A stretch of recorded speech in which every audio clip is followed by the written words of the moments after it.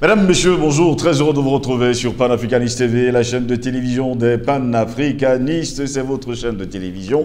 Pour l'heure, nous sommes encore sur les plateformes numériques, Instagram, YouTube, Facebook, TikTok. Vous n'avez qu'à liker nos pages et surtout partager au plus grand nombre. Et lorsque vous allez justement, nous allons diffuser, vous aurez immédiatement une notification. Bienvenue à toutes et à tous à cette autre édition de Parole panafricaniste. Notre question du jour, France, racisme au Parlement, les tabous des institutions hexagonales. Nous nous interrogeons. France, racisme au Parlement, les tabous des institutions hexagonales.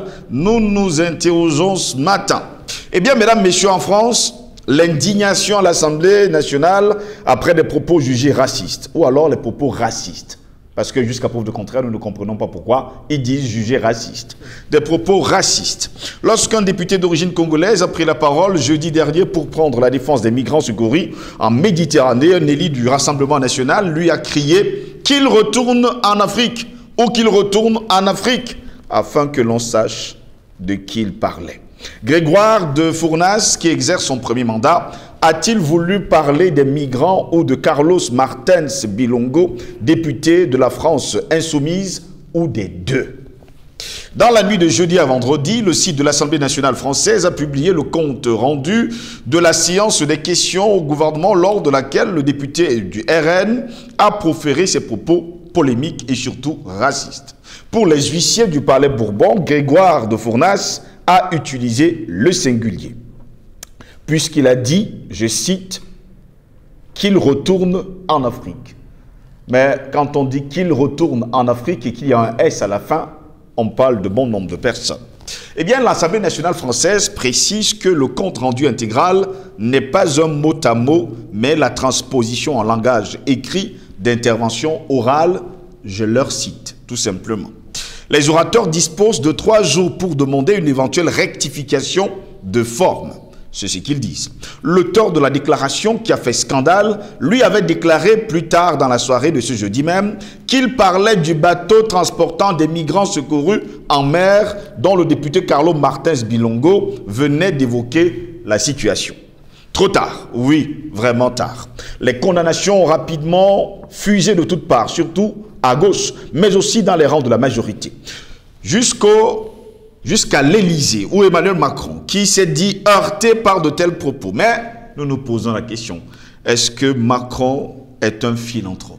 Est-ce que les Français sont philanthropes? Allez savoir et regardez les images qui nous viennent de nos frères et sœurs africains qui sont menottés, maltraités, que ce soit en France, au Canada, aux États-Unis. Vous n'avez qu'à voir les images dont nous disons que ces pays sont racistes et les faits nous donnent raison. L'extrême droite a montré son vrai visage. C'est aussitôt écrié le groupe insoumis. Cet incident a non seulement provoqué l'interruption de la séance parlementaire, mais pourrait également donner lieu à des sanctions, nous fait-on savoir. Depuis vendredi dernier dans l'après-midi, la plus haute instance collégiale de l'Assemblée nationale française s'est réunie pour trancher. Les sanctions peuvent entraîner une privation de la moitié de l'indemnisation de Grégoire de Fournas ou une exclusion temporaire pour quelques semaines. Mais voilà, au moment où nous enregistrons cette émission, nous sommes un mardi. Vous avez bien entendu, nous sommes un mardi. Et jusque-là, il n'y a pas encore de sanctions prises contre ces députés. Le Rassemblement national, quant à lui, a immédiatement dénoncé une manipulation. Interviewé après l'incident, le député du Rassemblement national ne s'est pas excusé et a justifié son propos en rappelant la position de son parti vis-à-vis des migrants qui traversent la Méditerranée. Selon Grégoire de Fournas, tous les migrants secourus durant leur traversée doivent être ramenés en Afrique.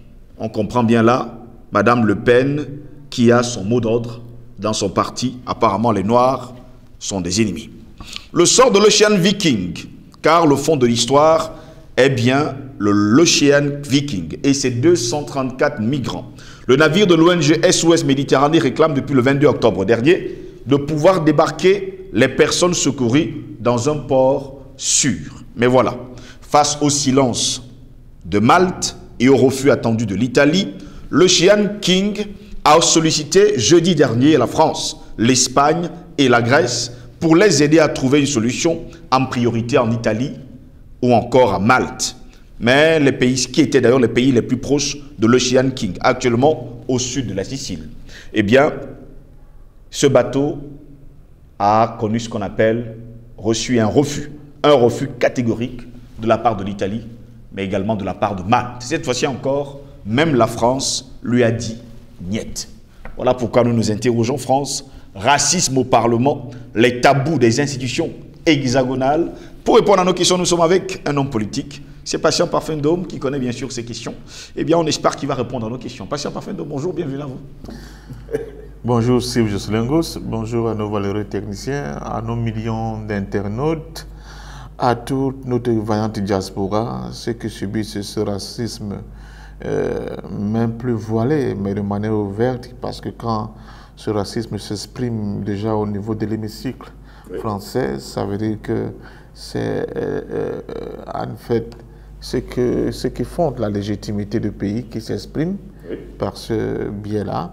Et ça donne tout simplement de la valeur à ce que nous avons l'habitude de dire, mais aussi de la consistance au fait en réalité que ce pauvre député, excusez-moi de le traiter de pauvre, n'a fait que faire remonter en surface une idée bien partagée et ancrée dans la société occidentale aujourd'hui, qui est celle du fait que l'Occident, l'Europe de manière exclusive, ne peut plus continuer à recevoir ce que je pense que Rocard appelait la France n'est pas fait pour recevoir toute la misère du monde.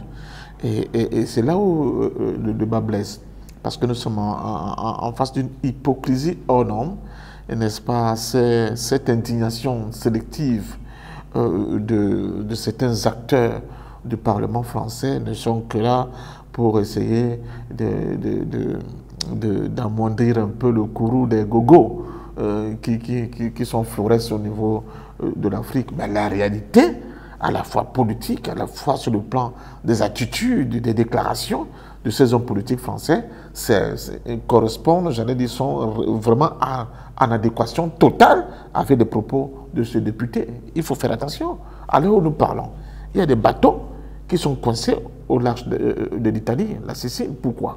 Parce que le nouveau gouvernement italien refuse de continuer de recevoir, n'est-ce pas, ces migrants qui erraient au niveau de la Méditerranée sur leur sol. Le gouvernement italien, c'est le problème de la France. C'est la France qui a créé tous ces problèmes. Oui, la France doit assumer.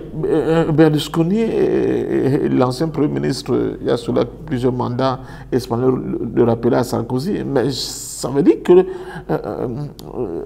la prétention européenne de dire que nous sommes terre d'accueil, nous appliquons les textes de l'ONU qui estiment que personne ne doit être à partir de que chaque fois que quelqu'un est en difficulté, nous devons lui ouvrir nos frontières pour pouvoir l'accueillir, le mettre dans des conditions décentes pour qu'il ne perde pas en réalité sa dignité humaine. Tout ça, c'est des mots.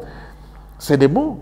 C'est des mots parce que dans la réalité, on a vu avec M. Sarkozy qui a lancé, je crois, Hollande aussi, et aujourd'hui, même un pays comme le Canada vont surfer à fond là-dessus. Ils sont tous dans ce qu'ils appellent des migrations choisies. Oui, on veut des gens chez nous, mais des gens qui vont nous permettre de boucher des trous dans des secteurs extrêmement importants où on n'a plus de mains. On n'a plus de bras, autant pour moi. C'est de ça qu'il s'agit. Mais sinon, pensez que parce que vous avez des problèmes en Afrique, des problèmes d'ailleurs, pour la plupart, qui sont créés par cette Europe-là, oui. Et que, comme cela a toujours été depuis la nuit des temps, quand l'homme se trouve en difficulté dans un espace, il a tendance à migrer pour aller dans des espaces où il y a un peu de... bon vivre. Mais oui, mais on vous rappelle brutalement que ça ne se passera pas comme ça. On vous impose des accords lyonnais. On vous impose le franc CFA. On crée des guerres de toutes sortes. La Banque saoudienne est là pour nous indiquer. Oui. Tous les djihadistes prétendus, supposés et réels, tous les terroristes que vous ne pouvez pas vous imaginer, on fait la guerre sur le plan économique. On vous empêche de développer vos pays sur le plan économique, sur le plan agricole, sur le plan culturel, sur le plan social. On ne permet pas l'expression libre de certaines orientations politiques qui vous soient propres sans qu'il n'y ait pas de menaces n'est-ce pas, d'un bâton qui risque de s'abattre brutalement sur vous. Madame Ursula von der Leyen vient de ces derniers mois de l'exprimer ouvertement. Les pays qui ont voté contre l'Occident, dans la guerre, dans l'opération militaire de la Russie en Ukraine, oui. Et elle dit ouvertement que ces pays-là seront punis.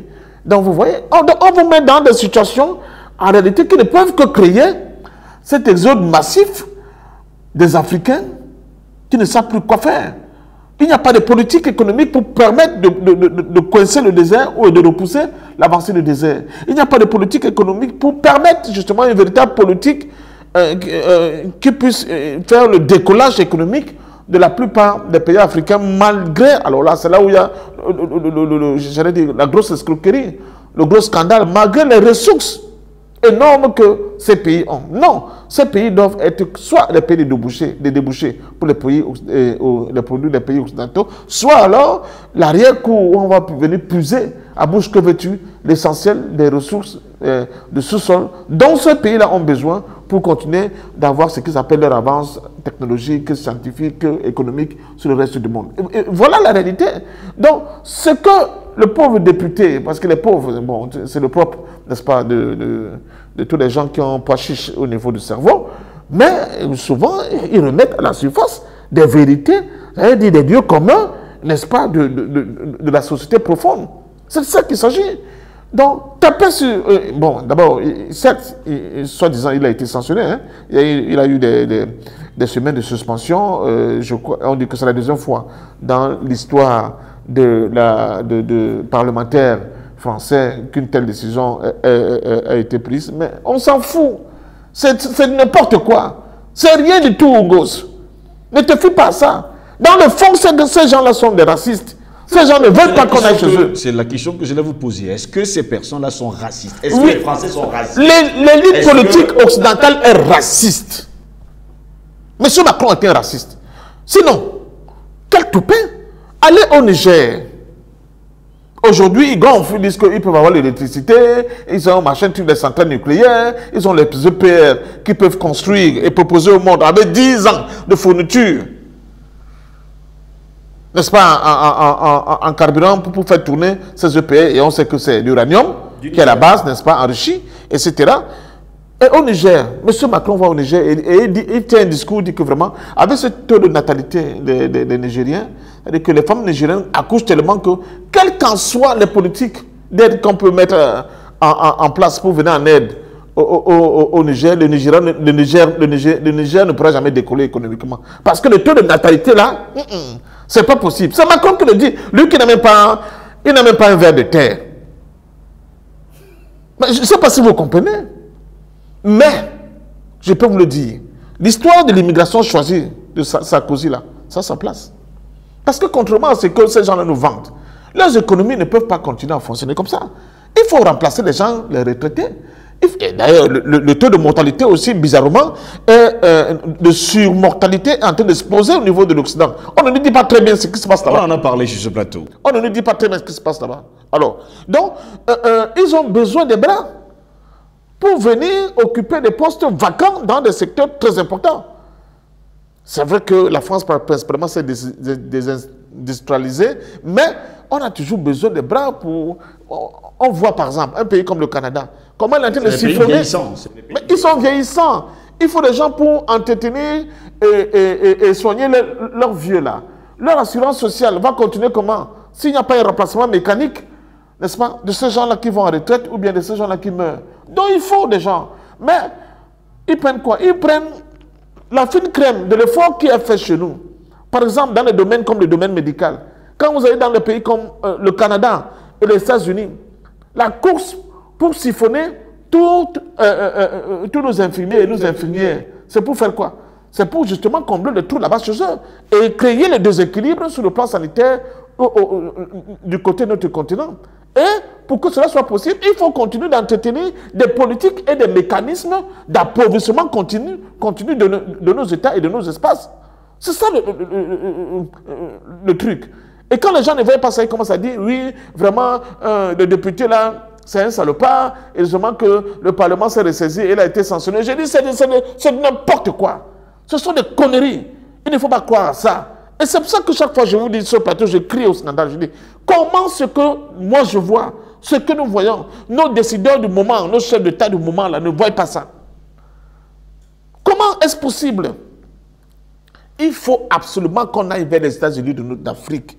Nous sommes riches. Les enfants d'Afrique peuvent vivre. Je ne sais pas, ce sont les autres au contraire qui viendront migrer ici chez nous, qui feront le mouvement inverse. On n'a pas besoin d'aller en Occident. Nous avons tout. Nous avons tout. Même la science africaine est là. On ne veut pas seulement en faire la promotion. C'est pour ça qu'on continue de rester dans les chez-moi, n'est-ce pas, du point de vue des programmes qui forment notre jeunesse, qui datent en fait des programmes coloniaux. Donc je dis que ce pauvre gars-là, vous appelez de quoi? De quoi là? Parce que les deux machins là, des conneries comme ça là. Le corps de fournaise. Des fournaises, voilà, des choses comme ça. Bon, c'est-à-dire que ce gars-là, c'est un pauvre gueux. En réalité, qui a tout simplement remis en surface la réalité, ce qu'au niveau du bas peuple, tout le monde voit. Vous voyez les scores des partis d'extrême droite en Occident là. Selon vous, ça veut dire quoi? Maintenant qu'ils sont en difficulté économiquement, en réalité, ne peut revenir en surface que l'état profond de l'océan merdique que constitue l'Occident. Pourquoi les partis d'extrême droite font les scores que vous voyez là? Or, tous ces partis-là, l'ADN de leur composition idéologique, c'est quoi? C'est le racisme. C'est ça le problème. Regardez ce qui se passe. Aujourd'hui, l'Occident, même l'élite politique occidentale, ferme même les yeux sur des groupes racistes nazis en Ukraine. Pourquoi? Parce qu'il faut absolument écraser la Russie et continuer, n'est-ce pas, à maintenir l'équilibre de ce monde unipolaire. Et on va me dire, oui, peut-être c'est l'une des raisons pour lesquelles on ne peut plus contenir la montée en puissance de l'extrême droite chez eux. En fait, c'est pour l'instant. Le temps qu'ils soient dans leur lubie, qu'ils aient fini par écraser la Russie, et maintenant ils vont s'occuper correctement de cette extrême droite. Et j'avais vu un commentaire, quand la dame là, en Italie était montée au pouvoir, on a dit, ah, vous allez voir dans bientôt, vraiment l'Italie va changer de cap. Vous avez vu, les premières décisions de cette dame là montrent qu'entre l'extrême droite, la droite et tout le bazar là, dans le fond, il y a des fondamentaux qu'on ne peut pas bouger n'importe comment dans ces États. Donc, elle est beau exprimer ce qu'elle veut. La première décision, elle refuse de recevoir les migrants sur son sol. Elle refuse, elle dit qu'elle ne peut plus. On voit la Pologne qui fait des barrières, soit les Français prétextent que non, parce qu'il y aura des migrants, une opération de migration forcée que la Russie peut organiser pour être envahie. Voilà donc les gens qui disent qu'eux sont vraiment, comment on dit ça, le cœur ouvert du monde. Mais quand il faut recevoir les étrangers, voilà comment ils se comportent. Les Anglais eux-mêmes, venons sur aux Anglais. On va me dire, oui, mais parfois, donc tu parles de racisme, mais nous avons un Indien comme Premier ministre. Sauf que tout le monde sait. Et le téléphone portable de Madame Liz, quoi, l'ancienne Premier ministre qui a fait 40 jours, Liz Cruz, je ne sais pas, bon, là, on ne m'intéresse pas, qui a été piraté par les hackers russes, démons, c'est quoi? C'est qu'en réalité, ce gars aurait pu être Premier ministre depuis. Mais comme on a senti la fin prochaine de la reine, il était hors de question que c'est le gars qui sert de passage, de témoin, de passage de témoin entre l'ancienne reine qui est partie et le nouveau roi qui arrive. Il fallait que ce soit une Anglaise de pure souche. Vous voyez jusqu'à quel niveau les gens en sont. Maintenant, on a donc envoyé le pitbull du service. Vous allez voir les décisions que ce gars va prendre. Dans beaucoup de domaines. Dans le domaine de la crypto-monnaie, je le dis au fond de la crypto-monnaie, attention, le danger arrive avec ce monsieur. Vous allez voir ce qui va arriver bientôt. Alors, donc, ne nous donnons pas. Nous ne sommes bons que quand nous sommes des tirailleurs. C'est tout. C'est dans le rôle de tirailleur qui nous confine. Nous ne sommes pas bons quand il faut, nous aussi, aller prendre une petite partie, c'est-à-dire les miettes de ce que nous avons construit. Parce que l'Europe, là, en entier, elle a été construite sur la base de quoi? Sur la base de la rapine, de la violence, de l'esclavage vis-à-vis de l'Afrique. J'ai entendu que même les Pays-Bas sont en train de dire que maintenant, vraiment, ils vont faire amende honorable. C'est le banditisme qu'ils veulent faire. Les Allemands, vis-à-vis de la Namibie, ils ont fait ce qu'ils appellent des dédommagements. Ils ont dédommagé quoi? La preuve, la Namibie est en train de remettre en question, n'est-ce pas, cet accord-là. Donc, ces gens, On ne pourra jamais, je dis, je pleure, je regarde nos dirigeants, je leur dis, tant que vous ne serez pas fort, vous n'allez pas faire un bloc, on n'aura pas notre fédération des États-Unis d'Afrique. On pourra parler d'une seule et même voix. Nous pourrons peser dans le concert des nations. Nous pourrons, de manière autonome, avoir nos propres programmations, nos propres trajectoires, notre propre cap sur le plan économique, social, culturel et politique. Alors là, l'Afrique va continuer de subir ça. Nos enfants vont continuer de subir ceci. Et j'ai dit à notre jeunesse, n'acceptez plus, créez des organisations capables de renverser la vapeur. Il nous faut créer un nouveau paradigme sur notre continent. Nous sommes un seul et même peuple. Nous sommes les enfants d'une seule mère. Nous n'avons pas de choix si nous voulons nous mettre à l'abri, n'est-ce pas, de toute cette injustice, de toute cette... ces crachats, n'est-ce pas, que nous recevons au quotidien, alors que nous avons des poches bourrées de diamants et nous continuons d'être affamés et aérés comme des âmes en peine à travers notre globe. Ce n'est pas possible. Il faut mettre fin à ce cycle infernal parce qu'il ne reflète pas la réalité du monde et de l'homme africain dans le contexte, n'est-ce pas, de ce que le monde vit aujourd'hui. Certains experts occidentaux déclarent fort que le noir est un danger. Il pourra envahir toute l'Europe et l'Occident tout entier. Et ainsi, la race blanche disparaîtra pour laisser place à la race noire. Vous, qu'est-ce que vous en pensez? Moi, je ne suis pas comment dire ça? Je ne suis pas un révisionniste. Nous, quelqu'un qui est en train de nous dire des plans pour décimer des autres races. Ce n'est pas de ça qu'il s'agit. Je pense que c'est avec une reprise en compte de notre réalité et avec la construction d'un univers africain qui lui soit propre, oui, que l'humanité va retrouver ses lettres de noblesse, que l'humanisme aura encore du sens. C'est justement parce que l'Afrique est absente du point de vue des propositions, du point de vue de l'implémentation de ce que c'est l'humanisme que le monde va à volo. Le système capitaliste est un système de prédation, est un système destructeur. Il ne fonctionne que comme ça, pour les propres peuples occidentaux et pour le reste de la planète. La question,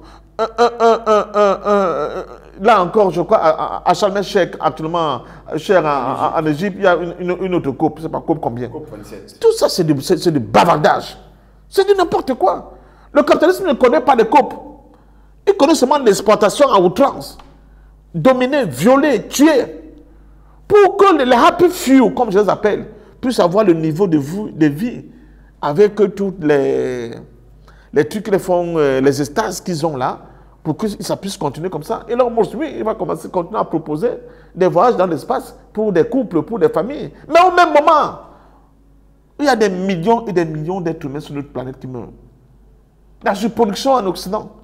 Allez voir les tonnages d'aliments qui sont jetés chaque jour. Au même moment, les gens meurent de faim. Mais on ne met pas en place des politiques économiques pour pouvoir permettre aux gens qui meurent de faim d'être dans des dynamiques où on ne va pas leur donner de poissons, mais qui vont apprendre à pêcher eux-mêmes. Or, ils sont dans des espaces où les peuples sont, les fleuves, les rivières sont tellement poissonneux qu'il faut seulement leur apprendre les rudiments de la pêche. Et ils vont s'en sortir. Non, on ne le fait pas. On continue de nous donner des produits chimiques à partir de ces aliments qui nous font venir ici en Afrique. Avec tout, on a parlé des OGM tout à l'heure, mais il n'y a pas que les OGM. Il y a aussi tout ce qui va avec comme truc chimique, n'est-ce pas, qui crée tout le tas de maladies. J'écoutais encore un excellent rapport de Neumann. Le taux de mortalité en Afrique, par exemple, le plus avancé, ce n'est même pas le Covid. C'est des trucs comme le diabète. Notre alimentation, de nos parents n'avaient pas de diabète. Tu le sais à Essen. Quand ton grand-père rentrait des champs, il mangeait, pas même bio, il mangeait naturel. Il pouvait tout manger. Les fruits, les légumes, les féculents, hein, du poisson, dans un univers super. Donc, il faut que l'Afrique domestique la science, que les trucs comme l'économie quantique soient même dépassés.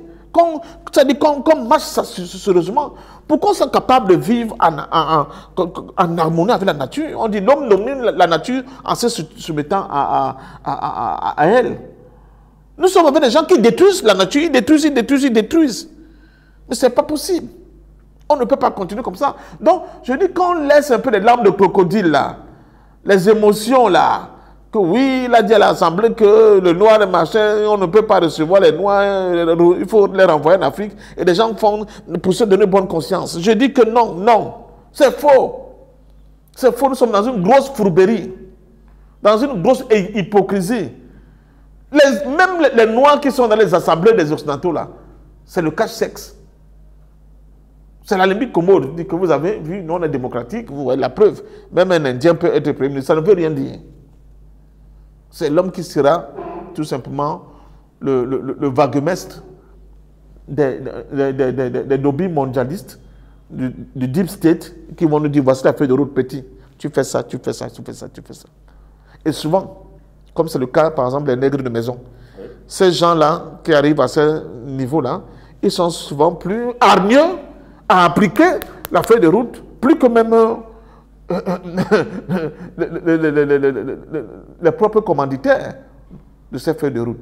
Donc, en fait, pour justifier pourquoi il doit être là, il doit donner du gage. Donc, c'est ça. Donc, je pense sincèrement qu'il faut qu'on arrête avec cette fausse hypocrisie-là. Ça énerve. Il faut arrêter avec ça. Il faut que les Africains le comprennent. Il faut qu'ils le comprennent. Il ne faut pas donner l'impression que nous sommes dans des espaces où les gens vraiment sont choqués par les déclarations à minima comme celle-là. Il y a des gens qui ont fait pire. Ils n'ont jamais été inquiétés. Du tout. Et alors? Merci à vous, patient parfum, nous d'avoir été des nôtres ce matin.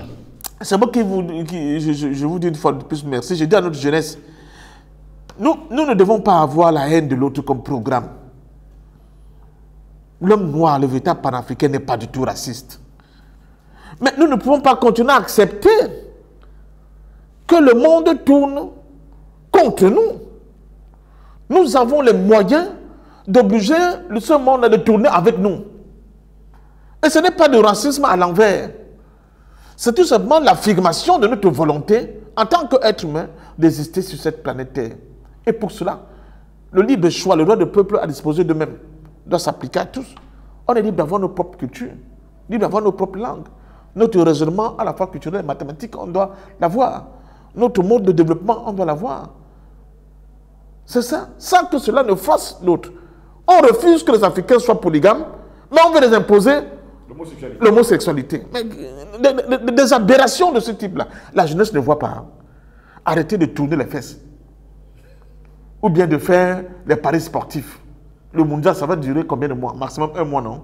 Après, ça sera terminé. Mais nous, est-ce que notre vie va pourtant changer? Non. Pas du tout. Et on vous a bien compris. Voilà, donc jeunes Africains, vraiment, le moment est arrivé, vous avez le être sur la planche. Vous avez la chance d'avoir Panafricanist TV qui chaque fois va essayer de faire ce qu'il peut faire pour que la prise de conscience soit totale et rapide. Et on vous comprend parfaitement, patient parfait. Donc, mesdames, messieurs, c'est ici que s'achève cette édition de Parole panafricaniste. Au plaisir de vous retrouver très prochainement. Restez sur Panafricanist TV. L'information est en continu sur notre chaîne. Bonne journée.